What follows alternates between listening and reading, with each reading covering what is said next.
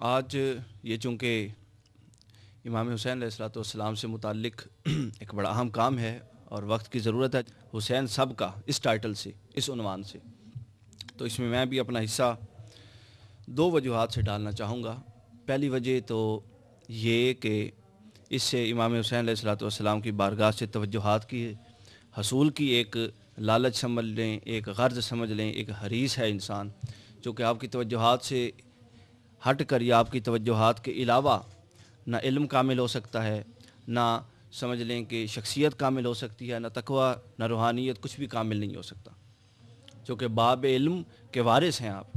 اس لیے ایک وجہ، اور دوسری وجہ یہ ہے کہ آپ کی شخصیت وہ واحد شخصیت ہے کہ جو اس دور میں اگر اس کا پورا فہم، اس کا پورا شعور، اس کا پورا ادراک عوام الناس بالعموم اور طلباء بالخصوص، جو کریم ہے اس امت کی اور اس قوم کی، طلباء کو اگر اس شخصیت کا پورا ادراک دے دیا جائے تو میرا نہیں خیال کہ جس حال میں مسلمان اب ہیں پوری دنیا میں بالعموم اور پاکستان میں بالخصوص اس حال میں رہیں گے۔ دوسری بات جو میں اپنی گفتگو کے بنیادی نقطہ کے طور پہ عرض کرنا چاہتا ہوں، وہ میں امام حسین علیہ الصلوۃ والسلام کا مقام و مرتبہ ٹرم ایک شاہ ولی اللہ محدث دہلوی علیہ الرحمہ نے استعمال کی ہے، تدلی۔ اپنی کتاب فیوض الحرمین کے مقدمے میں انہوں نے تدلی کی اصطلاح سے اللہ کی مہربانی، اللہ کی رحمت اور اللہ کا عتاب اور اللہ کا عذاب، اس کو ڈیفائن کیا ہے۔ تدلی ہوتا ہے کوئی بھی ایسی شخصیت، کوئی بھی ایسا گروہ، کوئی بھی ایسی جماعت یا کوئی بھی ایسی تحریک، اس سے کوئی غرض نہیں کہ تدلی ایک بندہ بھی ہو سکتا ہے، تدلی کا مظہر ایک تحریک بھی ہو سکتی ہے، ایک گروہ بھی ہو سکتا ہے، کوئی بھی ہو سکتا ہے۔ تدلی وہ ہوتا ہے کہ ایک وقت میں، ایک زمانے میں اللہ پاک کی رحمت کا نزول اس تدلی کی اتباع کے ساتھ خاص کر دیا جاتا ہے۔ اس خاص زمانے میں، جس زمانے میں کوئی صاحب تدلی موجود ہو، اس زمانے میں اللہ کی ناراضگی کا باعث اس تدلی سے پھر جانا اور اس کی مخالفت اللہ کی ناراضگی کا باعث بن جاتا ہے، اور اس خاص زمانہ میں اس تدلی کی موافقت اور اس سے مل جانا اللہ کی بارگاہ سے رحمتوں کے نزول کا باعث بن جاتا ہے۔ مطلب کہ کسی خاص زمانے میں آپ یوں سمجھیں کہ وہ تدلی اللہ کی رحمت کا اور اللہ کے عذاب کا معیار بن جاتا ہے۔ اس کو ایک حدیث پاک سے بھی، صحیح بخاری میں حدیث ہے، من عادی لی ولی فقد آذنتہ بالحرب، جو میرے ولی سے اعلان جنگ کرے گا، اللہ نے فرمایا ولی سے دشمنی رکھے گا، من عادی لی ولی فقد آذن، میں اس سے اعلان جنگ کروں گا۔ اس سے یہ مطلب نہیں ہے کہ کوئی مسواک کرے گا اور ولی بنے گا اور اللہ اس سے اعلان جنگ کرے گا۔ اس کا مطلب یہ نہیں کہ دو نفل پڑھتا ہوگا اور بطریق نوافل ولی بنے گا، اللہ اس سے اعلان جنگ کرے گا۔ اس کا مطلب ہے کہ جو من حیث پورے لباس کے طور پہ حضور علیہ السلام کی سنتوں کو اس طرح اپنائے گا، اور آپ پورے دین کی پوری وضع قطع سر سے لے کر پیر تک اور ظاہر سے لے کر باطن تک اپنائے گا، جو اس شخصیت تدلی اور صاحبان تدلی سے موافقت کرے گا اور جو اس سے مخالفت کرے گا، اس سے اللہ اعلان جنگ کرے گا۔ یہ اللہ نے فرمایا من عادی لی ولی، جو میرے صاحب تدلی ولی کے ساتھ مخالفت کرے گا، میں صرف اس سے اعلان جنگ کروں گا۔ جو صاحبان تدلی کسی دور میں ہوا کرتے ہیں، ایک شخص ہو یا گروہ ہو، جو بھی ہو، اس کی مخالفت اللہ کی بارگاہ سے مخالفت تصور ہوتی ہے، اور اس کی موافقت اللہ کی بارگاہ میں موافقت تصور ہوتی ہے، اور اس سے گٹھ جوڑ، اس کی سپورٹ کرنا، اس کی حمایت اللہ کی بارگاہ میں اللہ کے دین کی حمایت تصور ہوتی ہے، اور اس کی مخالفت اللہ کی بارگاہ میں اللہ کے دین کی اور اللہ سے مخالفت تصور ہوتی ہے۔ اب اس نقطے کو سمجھنے کے بعد یہ سمجھ لیں کہ جو تدلی ہوتا ہے وہ مختلف زمانوں میں مختلف صورتوں میں ظہور پذیر ہوتا ہے، ضروری نہیں کہ ہر زمانے میں وہ ایک ہی صورت میں آئے، پہلی بات۔ دوسری بات یہ میں نے عرض کر دی اور دوبارہ عرض کر دوں کہ اس کی موافقت اللہ کی جزا و سزا کا معیار تدلی کی موافقت اور عدم موافقت بن جاتا ہے۔ اور تیسری ضروری بات یہ بھی ذہن نشین رکھ لیں کہ ضروری نہیں کہ صاحبان تدلی اور صاحب تدلی ہمیشہ اکثریت میں ہوں، یہ ضروری نہیں ہے، وہ کبھی اکثریت میں بھی ہوتے ہیں اور کبھی اقلیت میں بھی ہوتے ہیں، یہ بھی ذہن نشین رکھ لیں۔ تو لہٰذا ان تین نقطوں کو سمجھنے کے بعد اور تدلی کی ڈیفینیشن کو سمجھنے کے بعد حضرت امام علی مقام علیہ الصلوۃ والسلام کے بارے میں سن لیں کہ آپ اپنے دور میں تدلی کے مقام پہ فائز تھے، یعنی آپ اس معیار اور اس مقام اور اس کسوٹی پہ فائز تھے کہ اس وقت میں آپ کی موافقت اللہ اور اس کے رسول کی اور اللہ کے دین کی موافقت تھی، آپ کی مدد اللہ اور اس کے دین کی مدد تھی، اور آپ کی مخالفت اللہ اور اس کے دین کی مخالفت تھی، اور اس کے دین کی مخالفت تھی، اور رسول کی مخالفت تھی، اور توحید کی مخالفت تھی، اور رسالت کی مخالفت تھی۔ تو یہ وہ تدلی کا مقام تھا امام حسین علیہ السلام کو، جو آپ کو اپنی حیات میں ملا ہوا تھا اور آپ اس پر قائم و دائم تھے۔ اب میں عرض کر چکا کہ چونکہ جو تدلی ہوتا ہے، صاحبان تدلی کی مخالفت سے اللہ عذاب دیتا ہے، میں عرض کر چکا، اور صاحبان تدلی کی موافقت سے اللہ جزا دیتا ہے۔ آپ پوچھیں گے کہ اس کی کوئی مثال میں آپ کے سامنے عرض کروں کہ تدلی کی مخالفت جتنی زیادہ ہوگی، یہ ایک اور بڑا اہم نکتہ، تدلی کی مخالفت جتنی زیادہ ہوگی اس پر گرفت اللہ کی بھی اتنی زیادہ ہوگی۔ تدلی کی مخالفت جتنی کم ہوتی جائے گی، اللہ کی بارگاہ سے اس مخالفت کی بنیاد پر گرفت اتنی کم ہوتی جائے گی۔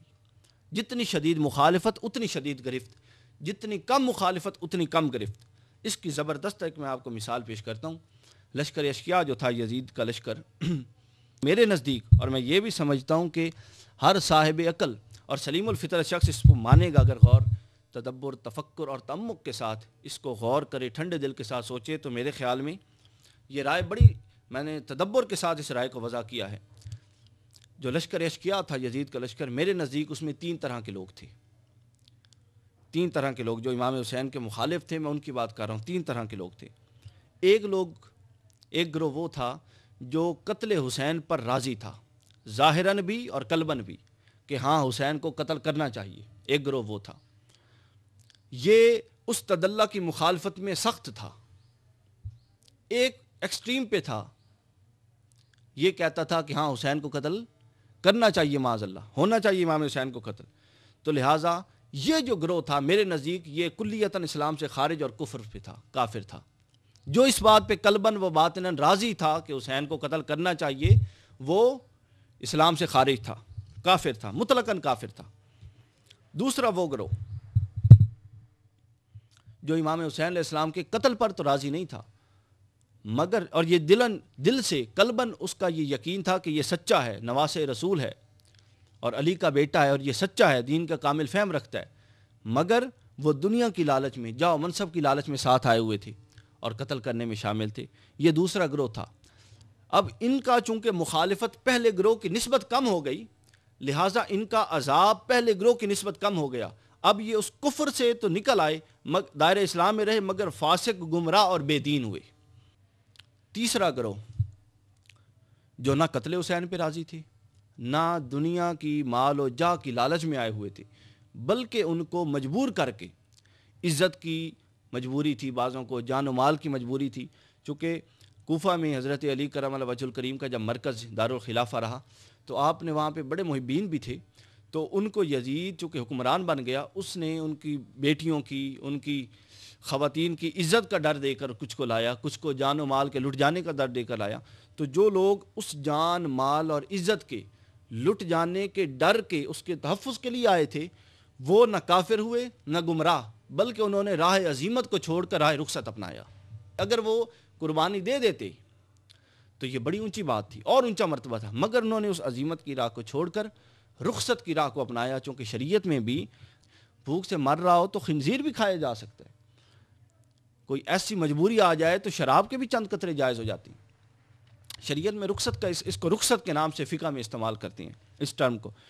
تو میں عرض کر رہا تھا ان 3 چیزوں کو آپ ذہن میں اب رکھ لیں، یہ جو میں نے عرض کی کہ تدلی کی مخالفت، امام حسین کی مخالفت جتنی زیادہ تھی، اللہ کی گرفت ان پر اتنی زیادہ رہی۔ جو شدید مخالف تھا وہ کافر ہوا، جو اس سے کم مخالف تھا وہ فاسق، گمراہ اور بے دین ہوا، اور جو بالکل مجبوراً آئے تھے وہ رخصت پہ تھے، عزیمت کی راہ کو چھوڑ پڑ۔ یہ 3 وہ سلسلے ہیں، یہ 3 وہ عملی مظاہرہ ہے اس تدلی کا جو واقعہ کربلا میں ہمیں دیکھنے کو ملا۔ یہ تو تھا اس کا دوسرا نقطہ تدلی کا۔ پہلے میں نے عرض کر دیا تدلی کا معنی، مفہوم شاہ ولی اللہ کے افکار کی روشنی میں، اور امام حسین علیہ السلام کا مقامی تدلی پر فائز ہونا۔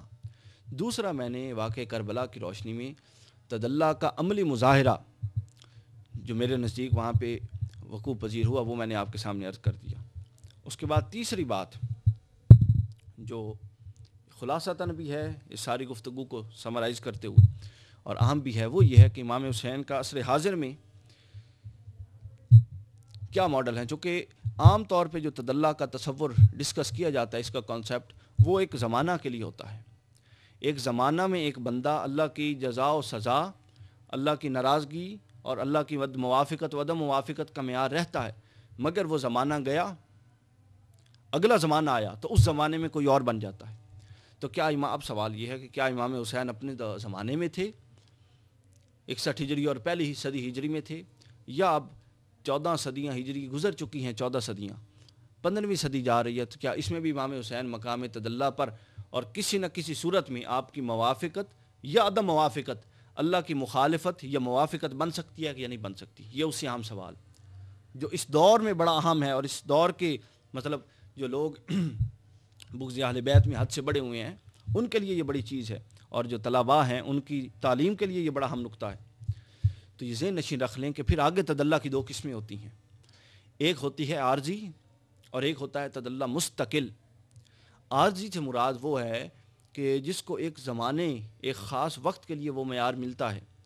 جب اس کا وہ وقت چلا گیا اور وہ دنیا سے چلا گیا اور اگلی قوم آ گئی، اگلی نسل آ گئی، اور اس میں پھر دین کی کام کے لیے کوئی اگلا فرد اٹھا تو اس کو وہ مقام مل گیا، تو پچھلا کلیتاً ختم ہو گیا.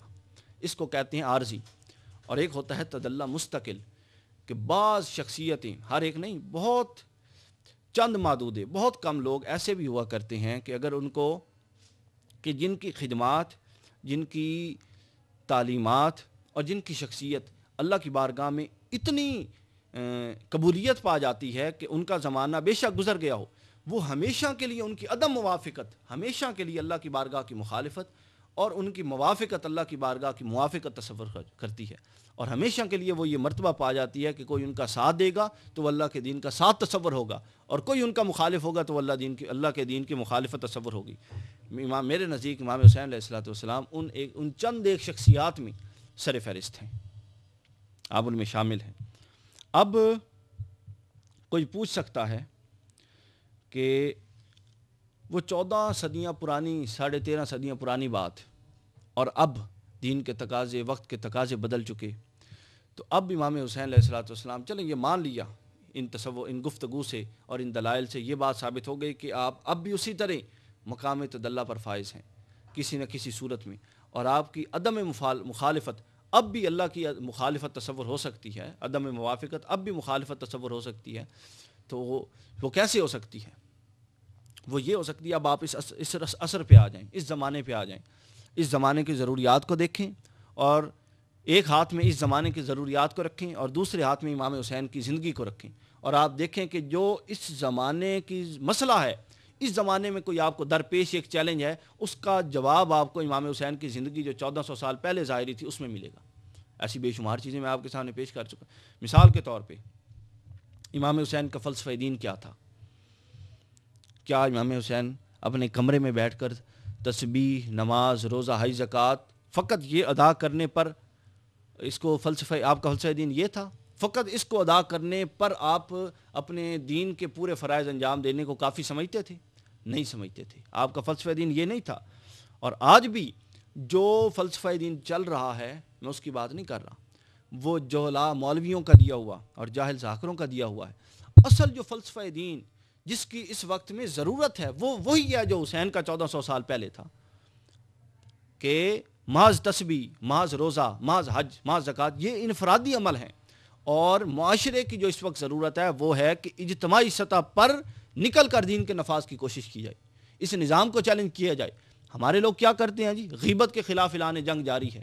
وہ غیبت کے خلاف تو اعلان جنگ جاری ہے، رکھیں غیبت کے خلاف اعلان جنگ، مگر اس نظام کے خلاف اعلان جنگ کس نے کرنا ہے جو غیبت کو جنم دیتا ہے؟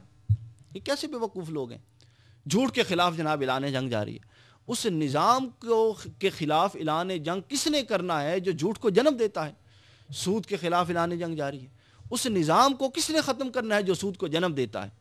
اگر ہماری سطح وہی رہی تو پھر ہم کبھی بھی ترقی نہیں کر سکتے. اگر ہم اپنی سطح سے اٹھائے، اپنی سطح سے نکل آئے اور اس شعور حسینی کو اور اس تصور فلسفہ دین حسینی کو سمجھ گئے تو پھر ہماری عقلیں بھی کھلیں گی، ہمارے دل کے باب بھی کھلیں گے، اور دنیا پر پھر وہ مسلمانوں کا راج ہوگا. جو ایک وقت میں تھا. تو یہ فلسفہ دین نہیں ہے کہ یہ کریں آپ، یہ نہ کریں، یہ کریں. آپ نظام ہی ایسا بنا دیں کہ کوئی ایسا آپ کو یہ کہنے کی ضرورت ہی نہ محسوس ہو کہ یہ نہ کریں. آپ کا نظام اتنا ویل بیلنسڈ ہو اور اتنا اس کا چیک اینڈ بیلنس ہو کہ اس میں کوئی خلاف شرع بات آ ہی نہ سکے. آپ نظام ایسا کر دیں. تو یہ تھا فلسفہ حسینی. یہ نہیں تھا کہ آپ کمرے میں بیٹھیں، نماز پڑھیں، روزہ پڑھیں، حج زکوٰۃ. میرا ایک سوال ہے، جو لوگ اس موقف سے اگر کوئی اختلاف کرے کہ امام حسین کا فلسفہ یہ نہیں تھا، تو سوال ہے کہ امام حسین علیہ السلام کی ایک عادت مبارکہ تھی کہ آپ فرائض کے علاوہ 1000 نوافل روز پڑھا کرتے تھے. جب آپ کربلا کے لیے نکلے، مکہ مدینہ سے نکلے، حرمین شریفین کو چھوڑا، تو سفر کی صعوبتوں میں نہیں سمجھ سکتا کہ آپ 1000 نفل مداومت کے ساتھ مستقل پڑھ سکتی ہوں. نہیں پڑھتے تھے، وہ قضا ہو گئے نا. کون سی ایسی دلیل شرعی تھی جو حسین ابن علی کو جس نے مجبور کر دیا کہ 1000 نفلی عبادت چھوڑ دے مگر سفروں کی صعوبتوں کے لیے تیار کر دیا؟ کون سی ایسی دلیل شرعی تھی کہ جس نے آسانیوں کو اور فراوانیوں کو ترک کر کے حسین کو مجبور کر دیا کہ وہ سفر کی پیاس برداشت کرے؟ یہ حسین علیہ السلام کا وہ فلسفہ دین تھا جنہوں نے ان کو اس ضرورت کا احساس دلوایا کہ اس وقت کی ضرورت کیا ہے، اور آپ اپنی اس ضرورت کے پیش نظر اٹھے اور بالکل درست اٹھے اور پھر اس کو پورا کر کے دکھایا. اسی کی اس پورے فلسفے کی میں ایک حدیث پاک صحیح بخاری میں ہے، اس کی حدیث قدسی اللہ پاک نے فرمایا، اس سے وضاحت کر دوں کہ جبرائیل امین علیہ السلام پر ایک دفعہ اللہ نے وحی نازل کی کہ فلاں بستی کو الٹ دو. تو جبرائیل نے اللہ کی بارگاہ میں عرض کی کہ باری تعالیٰ، اس بستی میں تو ایک وہ بندہ بھی رہتا ہے تیرا کہ لم یاسی کا طرف کا، جس نے پلک جھپکنے جتنی پلک جھپکنے کی دیر ہے نا، اتنی دیر کے لیے بھی گناہ نہیں کیا. ایک تو وہ بندہ بھی رہتا ہے. تو اللہ پاک نے فرمایا کہ پہلے بستی اٹھا کے اس پر پھینکو اور پھر ان سب کو بستی پر پھینک دو. کیوں؟ چونکہ اس کے سامنے میرے دین کی حدود پامال ہو رہی ہیں، اس کے سامنے میرے دین کا مذاق بنایا جا رہا ہے، اور وہ ایسا بے حمیت ہے کہ وہ اپنے کمرے میں بیٹھا اللہ اللہ کر رہا ہے. ہمیں ایسے دینداروں کی ضرورت نہیں. لہٰذا اللہ نے حکم دیا کہ پہلے بستی کو اٹھا کر اس پر پھینکو اور پھر ان سب کو اس پر پھینکو. اور یہ بخاری کی حدیث قدسی ہے، بڑی معروف ہے، کوئی اس کا انکار نہیں کر سکتا. تو یہ ہے اسلام کا فلسفہ دین، اور یہ ہے حسین کا فلسفہ دین، اور اس فلسفہ دین کی اس دور میں ضرورت ہے. اللہ سے دعا ہے کہ ہمیں یہ فلسفہ دین عطا کرے اور اس فلسفہ دین کی سمجھ بھی دے. اس وقت کے تدلّہ کو سمجھا جائے. امام حسین جس طرح اس وقت مقام تدلّہ پر فائز تھے، اس وقت بھی فائز ہیں، اور جس وقت آپ کی شخصیت اس وقت جب آپ حیات ظاہری میں تھے رہنمائی کر سکتی تھی، اب بھی رہنمائی اسی طرح کر سکتی ہے. اگر کہیں پہ کمی ہے تو ہماری سمجھ میں کمی ہے، ہمارے شعور میں کمی ہے، اور ہماری ادراک میں کمی ہے. اللہ پاک سے دعا ہے کہ ہمیں امام حسین علیہ السلام کی بارگاہ سے توجہات عطا فرمائے.